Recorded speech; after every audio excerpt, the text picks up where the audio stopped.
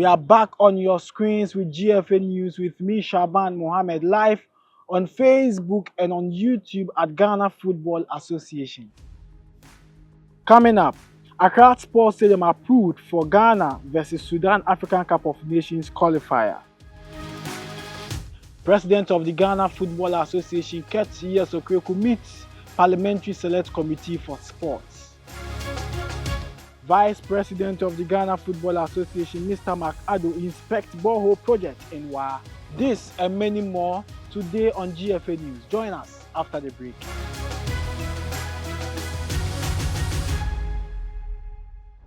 Moving on to the first story, Accra Sports Stadium have been approved by Confederation of African Football ahead of Ghana's African Cup qualification game against Sudan, following a comprehensive review of the report of the CAF independent inspection regarding the Cape Coast and Accra Sports Stadium. The Accra Sports Stadium have been approved to host the African Cup of Nations Morocco 2025 qualifier. Specifically, it will host the Group F Match Day 3 encounter between Ghana and Sudan.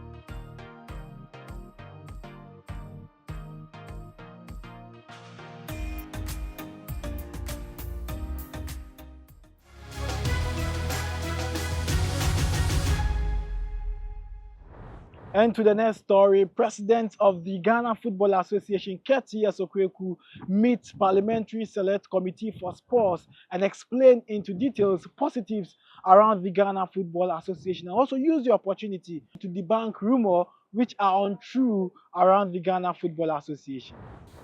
We had come from a period where the game had been stopped.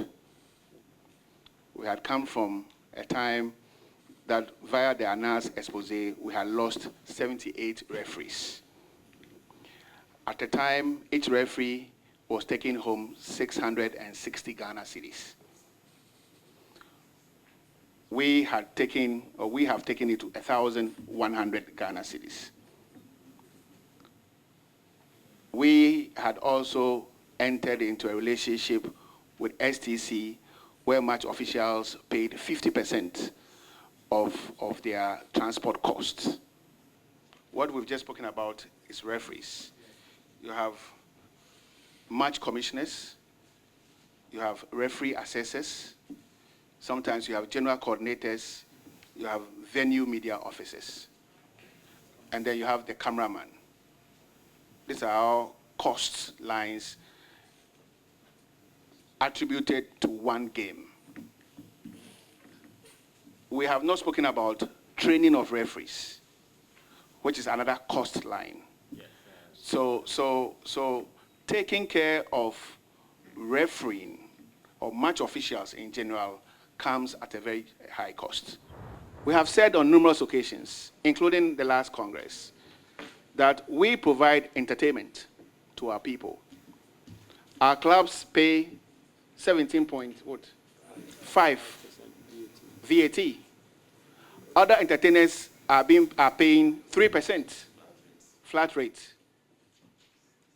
From where I sit, I have to pay taxes to clear goods to be used by our black stars, our black queens.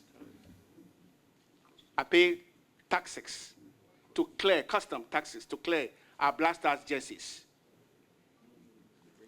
From where I sit, I have to pay the AstroTurf that we use in Upper East, over 300,000 euros in duties.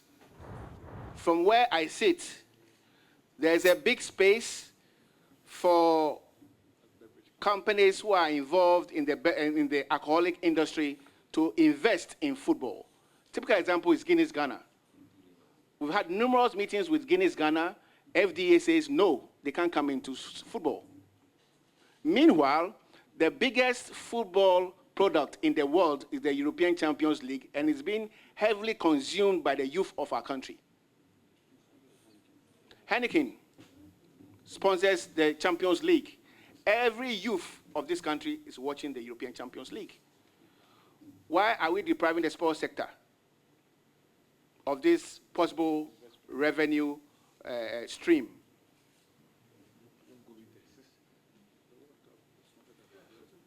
The World Cup, we were all in Qatar. Budweiser was the sponsor. All the adverts were consumed by all of us here in Ghana. So again, I'm coming back to my initial position. How do we see football, and how do we want to position football? People use Morocco as a case study, and I'm saying it's wrong for Ghana, because the entire governance infrastructure in Morocco is football. The man in charge of the checks in football is my colleague. He's the head of budgets and finance in Morocco, and it's my colleague. Everything in Morocco is football. The Atenkas Center is not sponsored by the FA of Morocco, by the government. Okay. So please, it's very important for us to see football the way we love football. Ghanaians love football. Everybody, 30 million plus, love football. And we need to see football and pay attention to football. Mr. Chairman. Thank you. It's also important for us to really position how we see our investment in football. Just as we started this journey, the world was attacked by COVID-19. For 2.5 years, we all faced COVID, and we had to pull through the agenda of reviving the Ghanaian game. In between, we successfully brought back all our domestic competitions. We have run all our domestic competitions for 5 consecutive seasons, including Coles football, which had been in abeyance for 6 years. As you speak, Mr. Chairman, Coles football is played in 22 districts in your region. Before 2019, it was only played in Ho. In between this time, we were back at the highest level of the world football in Qatar. We qualified Ghana to the World Cup when we didn't make it in 2018. In between time, we won the WAFO U20 boys. We won the AFCON U20 boys. We qualified the Galaxies back to the CHAN. In recent times, we won boys and girls U20 All-African Games. We again won the WAFO U20 Girls Cup. And we qualified the Black Queens back to where they belong to, which is the WAFCON. In between this time, we have ensured that governance of the game has reverted to where we think it belongs, good governance. Mr. Chairman, I will want to bring to the notice of this House that the FA is an association of football clubs.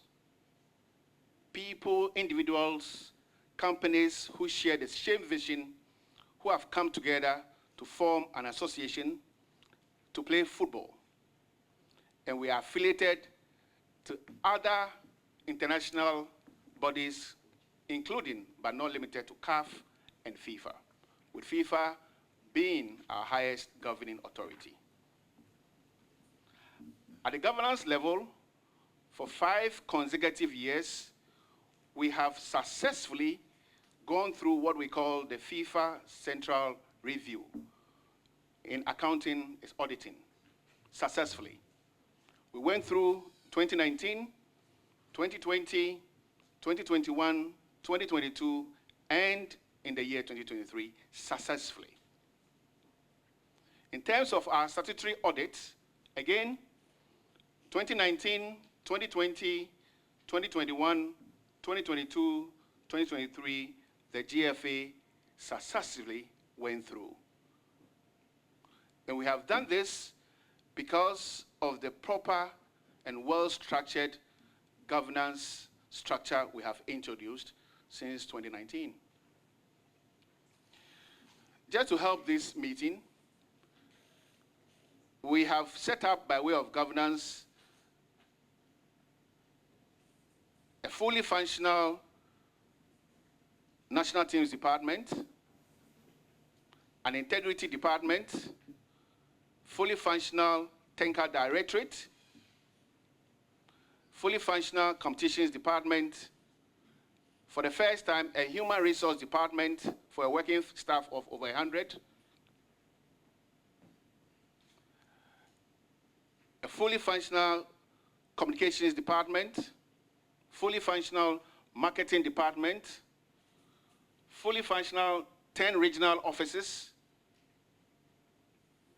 a renovated Technical Center in Pram Pram,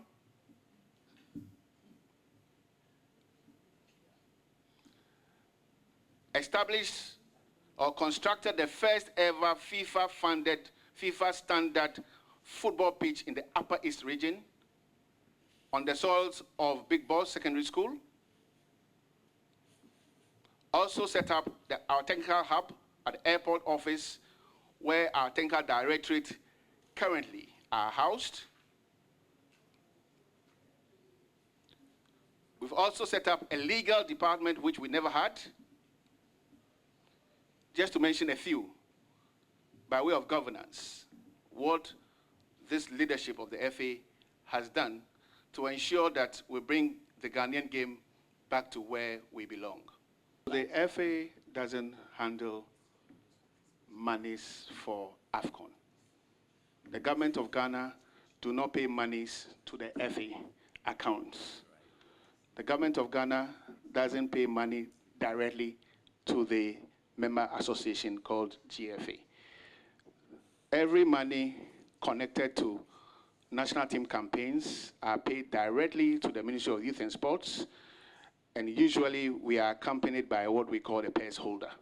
President of the Ghana Football Association once again spoke about the coaches of our national teams, explaining that the coaches have the sole responsibilities of selecting their players. The FA does not select players for the Black Stars. And if I hire a coach who expects me to select players for him, I'll fire the coach. I'm repeating myself. If I hire a coach for Ghana, and that coach expects me, Kurt, to select players for him, that coach will be fired the next day. Because that is not the kind of coach I and we want to work with. Players of the Black Stars are selected by the technical team of the Black Stars, led by the current coach, Otto Addo. More on the meeting between the Ghana Football Association and the Parliamentary Select Committee for Sports. The Executive Council member of the Ghana Football Association, Dr. Randy Abbey, took the opportunity to explain into details with regards to bonuses around our national teams.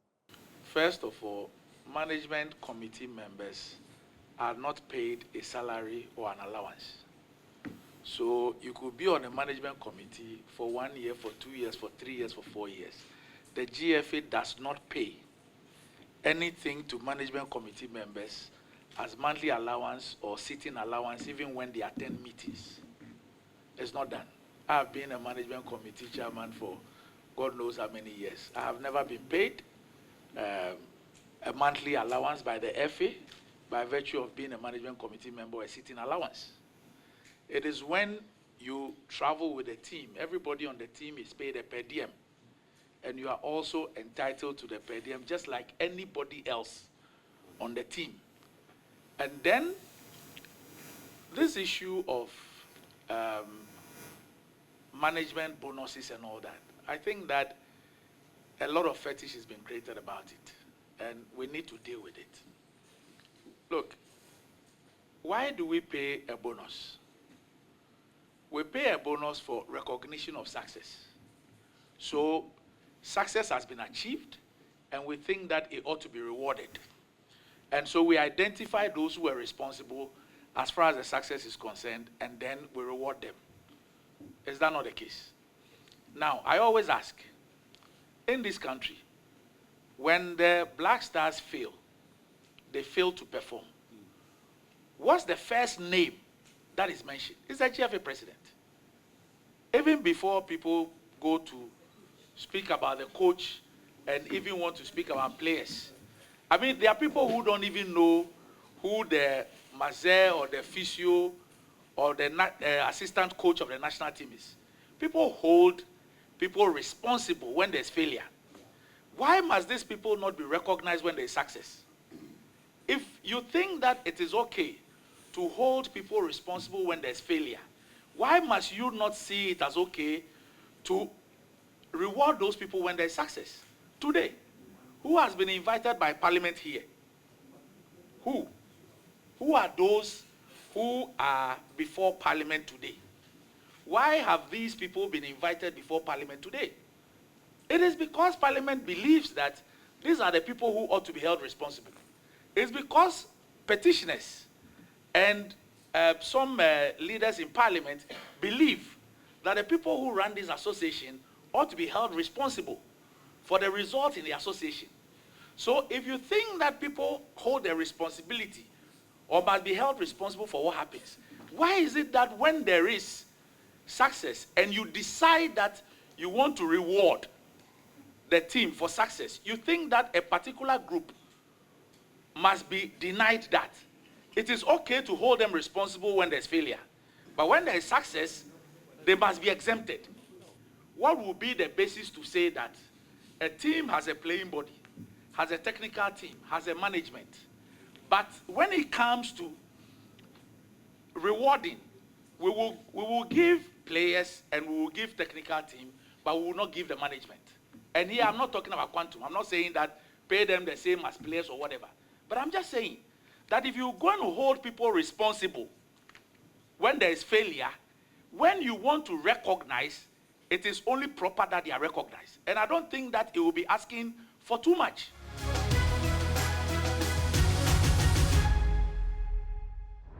Head coach for the Black Stars, Otto Addo, has officially announced his squad for the African Cup of Nations qualifier fixture between Ghana and Sudan. We will start with the announcement. The goalkeepers, we have Lawrence Atizigi from St. Gallen. We have Joseph Wallacott from Crawley Town. We have Frederick Asare from Asante Kotoko. Defenders, we have Tariq Lamte from Brighton, Hove and Albion. We have Kingsley Schindler from Samsunspor. We have Alexander Djiku from Fenerbahce Istanbul. We have Abdul Mumin from Rayo Vallecano. We have Mohamed Salisu from AS Monaco.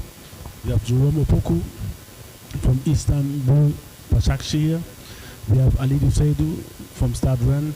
We have Gideon Menza from AG Auxerre.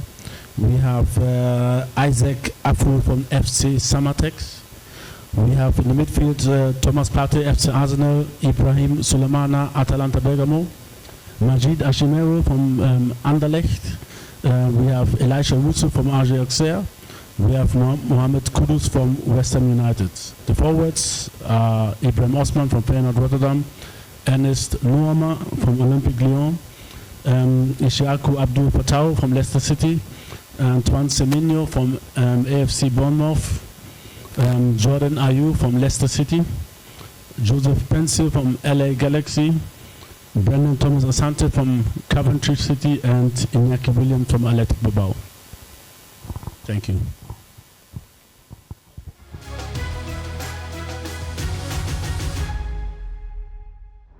Vice President of the Ghana Football Association, Mr.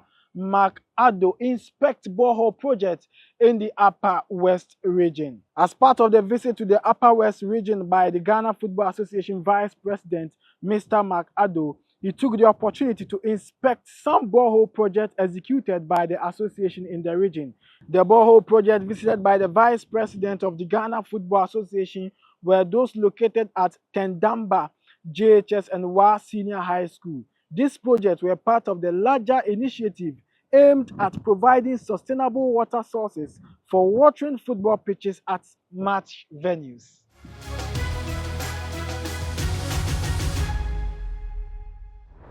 Head coach of the Black Satellites, Desmond Ofe, speaks after the draw ahead of WAFU B African Cup of Nations qualifier. It's been challenging because I think we had an idea of how the team is going to look like. Unfortunately, after the All-African Games, it was a summer window, so we lost 9 players. Out of the 9 players, I think 4 of them are not eligible to play in this tournament because they are over age. So it was quite challenging to assemble a new squad, but luckily we had a backup team, obviously prepared in the past months. But it's been challenging, but in the end, we didn't have enough time to basically assemble and prepare the team as we would like to, but this is normal. This is what the National Under-20 is about. These boys get opportunities when they do well. We've managed to get some very, very good players, quality players that can help this current squad, yes. So majority of the players that left are all starters, but that's not an excuse. As a national team, I think you have to prepare well. Like I said, this is the National Under-20. We want the best players in the country, and if you get the best players, evidently they will travel. So that's what happened. We just have to be very strategic, and I think that's how we dealt with the situation. And we believe that we've managed to assemble a very good squad as well to replace those that left. So we are very confident that we will compete. Expectations weren't that high because there are no small teams in Africa anymore, especially at that level. So it doesn't matter if we had Nigeria or Ivory Coast in our group. So we are not going to underestimate any single opponent. We just have to be ready, no matter what happens.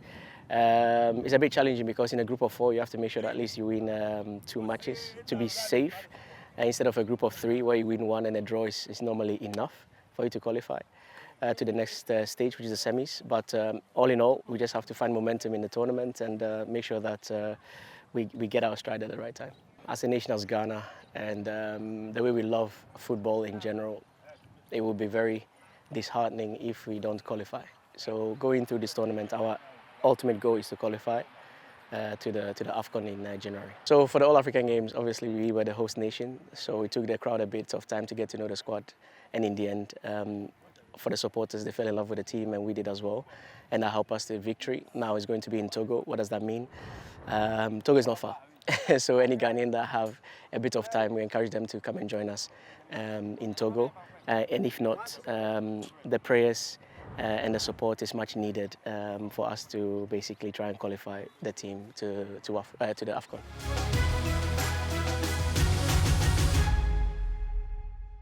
The 3rd batch of video analysis course has started this week in Pram Pram. The Ghana Football Association has organized the 3rd edition of video analysis course from Wednesday, October 2nd to Sunday, October 6, 2024. The course is structured in 3 sessions, with the initial 5 days being conducted as a face-to-face session at the Ghanaman Soccer Center of Excellence in Pram Pram.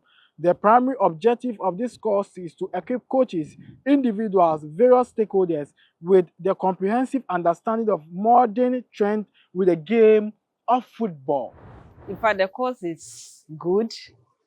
I think it's meeting my expectation. I'm a coach as well, so I wanted to add value, gain more insight into the game. And we look at the data and video analysis as the third eye of the game. So how everything is going, the knowledge I'm gathering now will make me have informed or make informed decisions, plan, design activities to benefit my team. He's very knowledgeable, and you see, you may know the thing, but how to transfer. But I think so far with our instructor, the delivery is on point, and it's making it more practical, more realistic, so that we can relate it to the game situation. So I think it's good. What I've learned so far is the detail in the data analysis and in the interpretation you give to it. You know, sometimes we watch matches, we cut some clips, and we don't give any meaning to it. We ignore certain details. But with this course, 3 days so far, I'm being more focused in analyzing situations and how I see the game. Saying it's important is an understatement. Every team should have a video analyst. Every team. Because it adds to the performance of the players. So I will encourage everybody, all the teams in Ghana, either to sponsor somebody or employ our services so that we will add to the technical team and improve the performance of the team.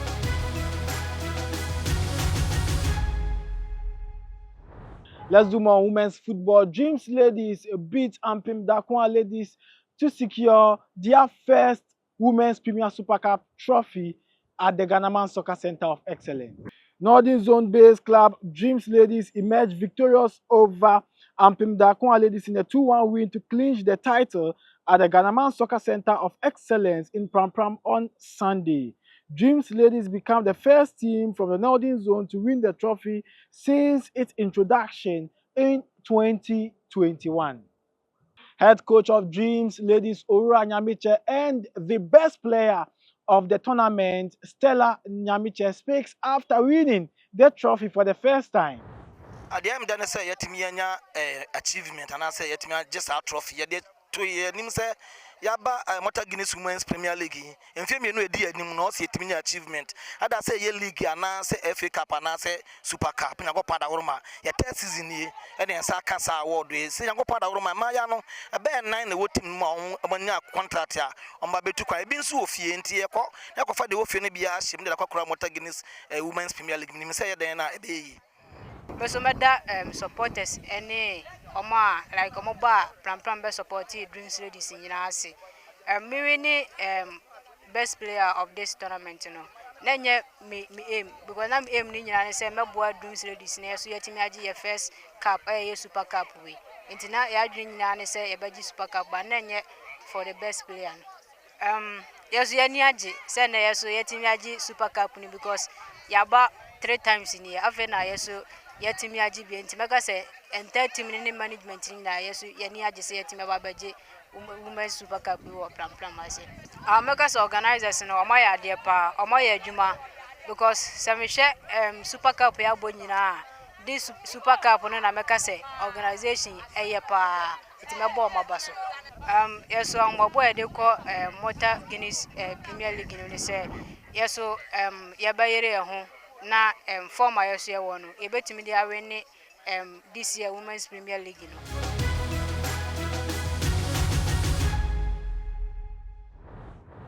We are moving on to Mo's Corner for details around our domestic football.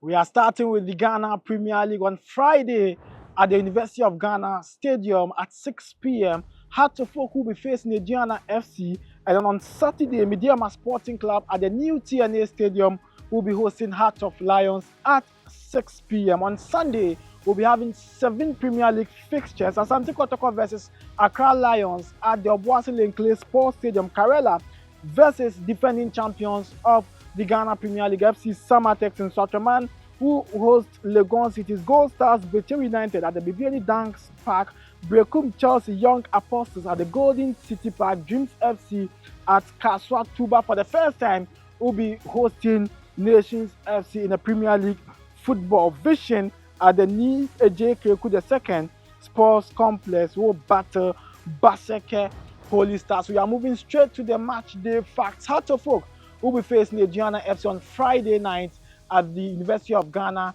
Stadium, and the match is currently ongoing. On records, Heart of Oak have struggled to beat Aduana FC in the last 3 years, having recorded just one victory since 2020-2021 when they beat Aduana FC 2-0 at the Accra Sports Stadium. In 2021, they failed to win against Aduana. 2022-23 season, it was difficult, they lost the game, and 2023-2024 season, Aduana also recorded a victory against Heart of Oak at home. In the last 4 meetings, Heart of Oak have secured just one win at home against Aduana. It makes it very, very difficult fixture. It is live on AFA TV, Metro TV, and also at Original TV. This is GFA News. We are moving on to Kumasi Asante Kotoko's fixture against Accra Lions. And Accra Lions have secured just one win against Kumasi Asante Kotoko since their participation in the Premier League in 2021. The only time they secured a victory was in the 2023-2024 season when they won by 3-2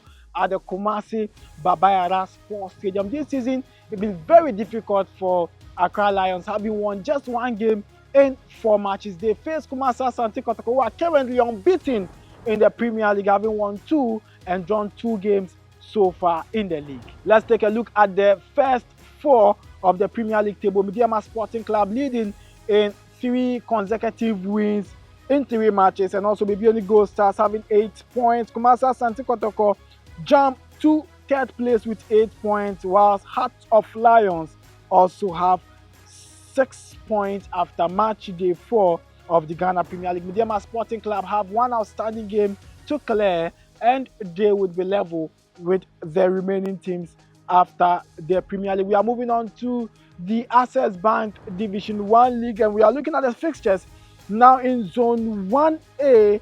Wa Catholic Stars will battle Northern City on Saturday. Yepe versus Real Tamale United on Saturday. Wa Sorinante would face Victory Club Warriors on Saturday. Tamale City would also face off Wa Power FC on Saturday. In Zone 1B, we have Techiman 11 Wonders, who lost their first game, would also battle Techiman Liberty Youth. DBB United will face Doma Unity SC. Wamnafu Mighty Royals after their first victory in an away fixture will sit home and face Bofu Aquatano, who drew their first game 1-0 at home.